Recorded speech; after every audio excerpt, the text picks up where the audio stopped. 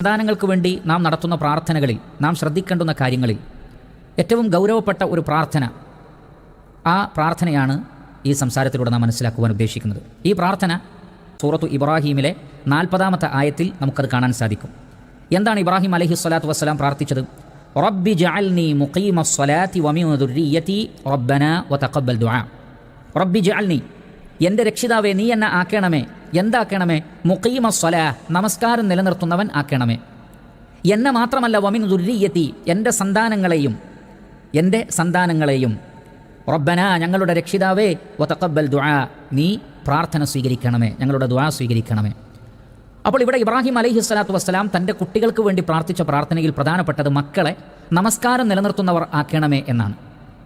ഈ ആയത്തിനെ വിശദീകരിച്ചുകൊണ്ട് പണ്ഡിതന്മാർ പറയുന്നത്, മാതാപിതാക്കൾ ഏറ്റവും അധികം ശ്രദ്ധിക്കേണ്ടത് മക്കളുടെ നമസ്കാരത്തിൻ്റെ കാര്യത്തിലാണ്.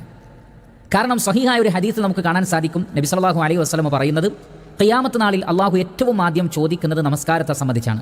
എന്നിട്ട് പ്രവാചകൻ പറഞ്ഞു, ഫഇൻ സ്വലഹത് സ്വലഹ സായിറു അമലി വഇൻ ഫസദത് ഫസദ സായിറു അമലി. നമസ്കാരത്തിൻ്റെ കാര്യം ശരിയാണെങ്കിൽ ആ വ്യക്തിയുടെ മറ്റെല്ലാ കാര്യങ്ങളും നേരെയാകും. നമസ്കാരത്തിൻ്റെ കാര്യം കുഴപ്പത്തിലാണെങ്കിൽ മറ്റെല്ലാ കർമ്മങ്ങളും കുഴപ്പത്തിലാകും. അപ്പോൾ നമസ്കാരമാണ് പ്രധാനപ്പെട്ടത്. ഒരാൾ കൃത്യമായി നമസ്കരിക്കുന്ന വ്യക്തിത്വമാണെങ്കിൽ തീർച്ചയായും അതിൻ്റെ നന്മ ജീവിതത്തിലുടനീളം ഉണ്ടാകും. കുട്ടികളുടെ നമസ്കാരം നമ്മൾ അവരെ പരിശീലിപ്പിക്കുമ്പോൾ നമ്മൾ ഏറ്റവും ഗൗരവത്തിൽ അവരെ പഠിപ്പിക്കേണ്ടത് എങ്ങനെയാണ് ശുദ്ധീകരിക്കേണ്ടത് എന്നാണ്. വുദു എടുക്കേണ്ടത് എങ്ങനെയാണ്, വസ്ത്രവും ശരീരവും നമസ്കരിക്കുന്ന സ്ഥലവുമൊക്കെ എപ്പോഴും വൃത്തിയായിരിക്കണം. അങ്ങനെ ശുചിത്വബോധം അവരിൽ ഉണ്ടാക്കണം. കാരണം ശുദ്ധി ശരിയായാലാണ് നമസ്കാരം സ്വീകരിക്കപ്പെടുക. വളരെ നന്നായി വുദു എടുക്കാനും ശുദ്ധീകരിക്കുവാനുമൊക്കെ അവരെ നമ്മൾ നന്നായി പഠിപ്പിക്കണം. അതാണ് ഒന്നാമത്തെ കാര്യം.